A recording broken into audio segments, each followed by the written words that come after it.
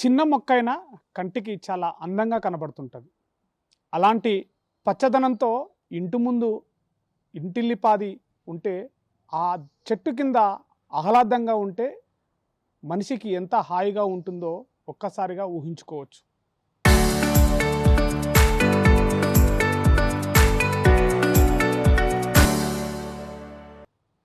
పట్టణ ప్రాంతంలో ఎప్పుడూ బిజీగా ఉంటూ శబ్దాలతో, చెవులు కొరికేటువంటి శబ్దాలతో ఉండేటువంటి పట్టణ ప్రాంతంలో ఓ ప్రభుత్వ ఉద్యోగులు తమ ఇంటిని పచ్చదనంతో నింపేశారు. ఇంటిల్లిపాది పాటు కుటుంబ సభ్యులందరూ కలిసి ఇంటిలో ఉన్నటువంటి పచ్చదనాన్ని ఏర్పాటు చేసుకొని ఆ చెట్ల కింద తమ యొక్క జీవితాలను ఆహ్లాదకరంగా చేసుకుంటున్నారు. ప్రస్తుతం మహబూబ్ నగర్ పట్టణ కేంద్రంలో పద్మావతి నగర్ కాలనీలో ప్రస్తుతం ఆ ఇంటి దగ్గరనే మనం ప్రస్తుతం విజువల్స్లో కూడా చూడొచ్చు. ఈ యొక్క ఇంటి దగ్గర పూర్తిగా పచ్చదనంతో అనేక రకాల మొక్కలతో ఇంటి ఆవరణం మొత్తాన్ని కూడా పచ్చదనంతో నింపేశారు. ఈ యొక్క చెట్ల కింద సాయంత్రం ఉదయం సమయాలలో ప్రశాంతంగా కూర్చుంటూ ఈ చెట్ల ద్వారా వచ్చేటువంటి ఆక్సిజన్ని తీసుకుంటూ హాయిగా తమ జీవితాలను గడిపేటువంటి ఈ యొక్క ఉద్యోగస్తులు వాళ్ళు మాత్రమే కాదు, తమ కుటుంబ సభ్యులందరూ కూడా ప్రకృతికి ప్రేమికులుగా మారిపోయినటువంటి పరిస్థితి మనం విజువల్స్లో కూడా చూస్తున్నాం. అనేక రకాలైన చెట్లు కూడా కనబడుతున్నాయి. ఎక్కడా కూడా చిన్న మొక్క పెద్ద మొక్క అని తేడా లేకుండా కూడా ఈ యొక్క చెట్ల పెంపకాన్ని ఈ ప్రకృతి పర్యాటక ప్రేమికులుగా సమాజానికి ఒక మెసేజ్ ఇవ్వాలి. ప్రకృతిని భక్షించడం కాదు, ప్రకృతిని ప్రేమించాలనేటువంటి సందేశాన్ని ఈరోజు ఈ ఉద్యోగస్తులు చిన్న ప్రయత్నాన్ని మొదలుపెట్టారు. ప్రస్తుతం వెంకటేష్ గౌడ్ పంచాయతీ కార్యదర్శిగా పనిచేస్తూ, వాళ్ళ యొక్క శ్రీమతి ప్రభుత్వ ఉపాధ్యాయులుగా పనిచేస్తూ, ఇద్దరు ప్రభుత్వ ఉద్యోగులుగా పనిచేస్తున్నటువంటి వాళ్ళిద్దరూ ప్రకృతి ప్రేమికులుగా మారారు. వారు ప్రస్తుతం మనతో అందుబాటులో ఉన్నారు. వారితో మాట్లాడి మరిన్ని విషయాలు తెలుసుకునేటువంటి ప్రయత్నం చేద్దాం. మేడం, మొట్టమొదటిగా మీకు శుభాకాంక్షలు చెప్పాలి. ఎందుకంటే ఇంత పెద్ద పట్టణ ప్రాంతంలో ఎప్పుడూ కూడా శబ్దంతో చెవులు కొరికేటువంటి శబ్దాలు కనబడుతుంటాయి. కానీ ఈరోజు మీ ఇంటికి రాగానే పచ్చదనంతో చాలా ప్రశాంతంగా వాతావరణం. ఈరోజు మనుషులకు కావాల్సింది ఇలాంటి ప్రశాంతమైన వాతావరణం. ఎందుకు ఈ ఆలోచన వచ్చింది? ఎప్పటి నుంచి చేస్తున్నారు ఈ ఆలోచనతోటి? ఏంటి? ముందుగా అందరికీ పచ్చదనం శుభాకాంక్షలు. నా పేరు భానుకుమారి. నేను జెడ్పీహెచ్ఎస్ భోగారం నారాయణపేట జిల్లాలో పనిచేస్తున్నాను. మాకు ముందుగా చెప్పాలంటే ఇద్దరికి ఈ విషయంలో అభిరుచి కలిసిందని చెప్పాలి. మరి మా మ్యారేజ్ అయినప్పటి నుంచి కూడా, తనకు కూడా మ్యారేజ్ కాకముందు, నా మ్యారేజ్ కాకముందు ఇద్దరం కూడా మేము ప్రకృతి ప్రేమికులమే. అంటే మొక్కలంటే ఇద్దరికి ఇష్టమే. మరి ఆ ఇష్టం కాస్త మాకు ఇక్కడ పద్మావతి కాలనీలో మరి దేవుడి దయ వల్ల మాకు పెద్ద స్థలం అనేది మేము తీసుకోవడం జరిగింది. ఇద్దరి అభిరుచి వల్ల మేమేమనుకున్నామంటే ఇల్లు చిన్నగా అయినా పర్వాలేదు, పెరడు పెద్దగా ఉండాలనే ఉద్దేశంతో మరి మొక్కలు అనేది ఇల్లు ఏ విధంగా అయితే నిర్మించుకుంటున్నామో ఆ క్రమంలోనే మొక్కలను కూడా మేము పెంచడం జరిగింది. అంటే మా ఇల్లుకు ఎంత వయసు ఉంటుందో మొక్కలకు కూడా అంతే వయసు ఉంటుంది. ఆ విధంగా మేము చిన్నగా పూల మొక్కలతో స్టార్ట్ చేసి ఇంకా పళ్ళ మొక్కలు, కూరగాయలు అన్నీ కూడా సంఖ్య పెంచుకుంటూ వాటిని మేము ఆస్వాదిస్తూ గడపడం, అంటే అందులోనే మా సంతోషం అనేది ఉంది.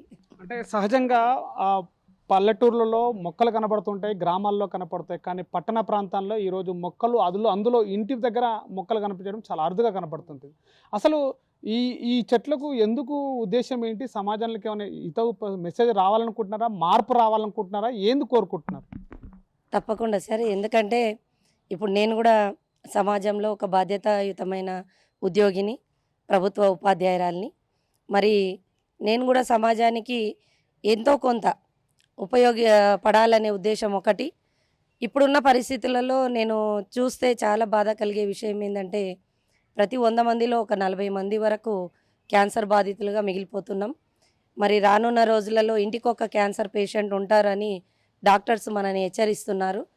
మరి ఇది మా ముఖ్య ఉద్దేశం ఏంటి అంటే, మన పూలు, పళ్ళు, కూరగాయలు మరి సేంద్రియ పద్ధతిలో పెంచుకొని మనమే మరి వాటిని వాడుకున్నట్లయితే సగం వరకు మనం అనారోగ్యం నుంచి మనం రక్షించుకున్న వాళ్ళం అవుతాం. ఎందుకంటే సరే మందులు ఎక్కువగా వాడడం వల్ల ఉత్పత్తి ఎక్కువగా వస్తుంది, కానీ మనం దాని నుంచి లాభం కంటే నష్టమే ఎక్కువ తీసుకుంటున్నాం. ఎందుకంటే రైతులు ఎక్కువ పండాలి అనే ఉద్దేశంతో ఏం చేస్తున్నారంటే ఎక్కువ ఎరువులు వాడుతున్నారు. దానివల్ల భూమిలో సారం తగ్గిపోతుంది. మరి ఉత్పత్తి అయితే తీసుకుంటున్నాం, కానీ అటువంటి ఆహారం తినడం వల్ల మనం చాలా అనారోగ్యానికి గురవుతున్నాం.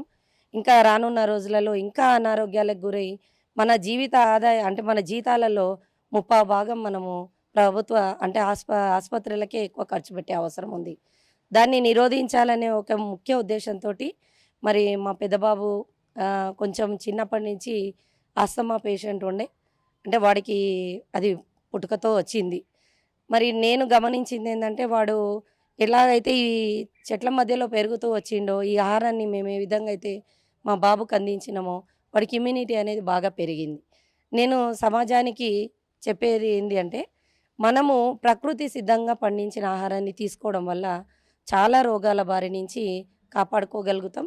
ఇంకా నేను ప్రాక్టికల్గా తెలుసుకున్నది ఏంటంటే, మన ఆకుకూరలు మనము వండుకున్నట్లయితే, కాయగూరలు మనం వండుకున్నట్టయితే రెట్టింపు రుచి కూడా మనము ఆస్వాదించగలుగుతాం. అంటే ఈ ఈ యొక్క పెరట్లో ఎన్ని రకాల మొక్కలు పెట్టారు, ఎన్ని సంవత్సరాల నుంచి దీన్ని పెంచుతున్నారు, పోషిస్తున్నారు, దీని కష్టం ఎలా ఉంటుంది ఒక్కసారి? సరే, ఇది మేము 2012 నుంచే మొదలుపెట్టాము.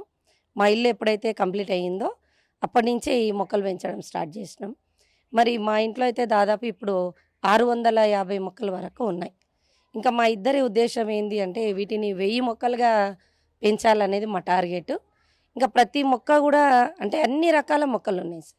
ఇక్కడ మన చూస్తే దేశవాళీ మామిడి పళ్ళు ఉన్నాయి, అన్ని రకాల పళ్ళ మొక్కలు ఉన్నాయి. దానిమ్మ, సపోటా, జామ, సీతాఫల్, ఇవన్నీ కూడా మన పళ్ళ రకాలు ఉన్నాయి.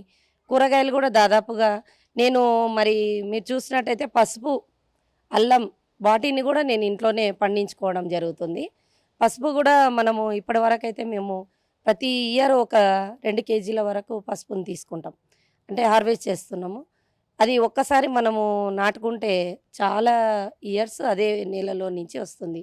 కాయగూరలు కూడా దాదాపుగా అన్ని రకాల కాయగూరలు ఉంచినాము. ఆకుకూరలు కూడా అన్ని దేశవాళీ రకాలని మేము ప్రిఫర్ చేస్తాం. అంటే సార్ మీరు చెప్పండి, సహజంగా నిజంగా మీరిద్దరు ప్రకృతి ప్రేమికులే అనుకోవచ్చు. ఎందుకంటే ఇంత ప్రకృతి మధ్యలో మీరు ఇంట్లో పెట్టుకోవడము, ఎప్పుడైనా మీకు అంటే సహజంగా చెట్లు కనబడితేనే చీతరం ఉంటుంది, చెత్త ఉంటుంది, పాములు వస్తాయి, అవి వస్తాయి అని చెప్పేసి సహజంగా ప్రజలు అభిప్రాయపడుతుంటారు, చాలామంది చెప్తుంటారు. ఎట్లా దీని గురించి మీ ప్రకృతి పెంపకం పైన మీరేం చెప్తారు సార్? సార్, మీకు ముందు నమస్కారములు. నా పేరు వెంకటయ్య గౌడ్.